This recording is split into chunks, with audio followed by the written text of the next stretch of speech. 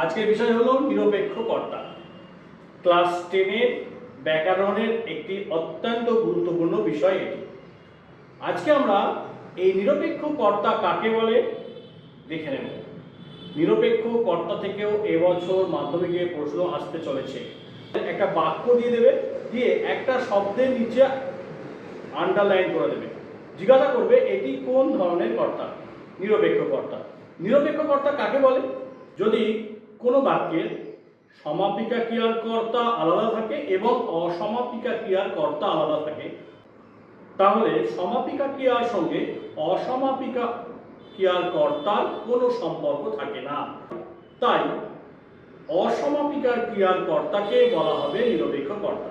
তাহলে এক কথাই যদি বলি তাহলে বলতে হবে অসমাপিকা ক্রিয়ার কর্তার সঙ্গে সমাপিকা ক্রিয়ার কোনো সম্পর্ক না থাকায় অসমাপিকা ক্রিয়ার কর্তাকে নিরপেক্ষ কর্তা বলে। এক কথাই হলো অসমাপিকা ক্রিয়ার কর্তাকে নিরপেক্ষ কর্তা বলে। উদাহরণ দিয়ে বিষয়টা আমি আরেকটু বুঝিয়ে দিই। সূর্য অস্ত গেলে অন্ধকার নামে।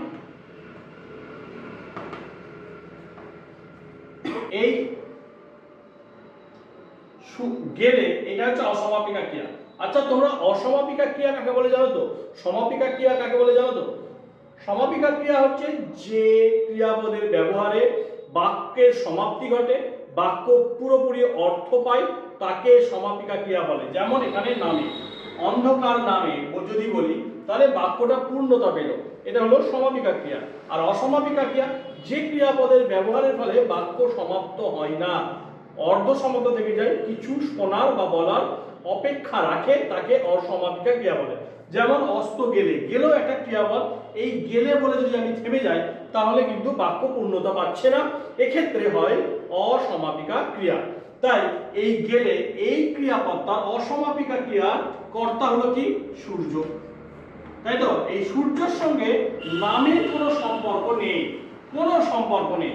এই সূর্যের সঙ্গে নামে অর্থাৎ অসমাপিকা ক্রিয়ার কর্তার সঙ্গে ক্রিয়াপদের কোনো সম্পর্ক নেই।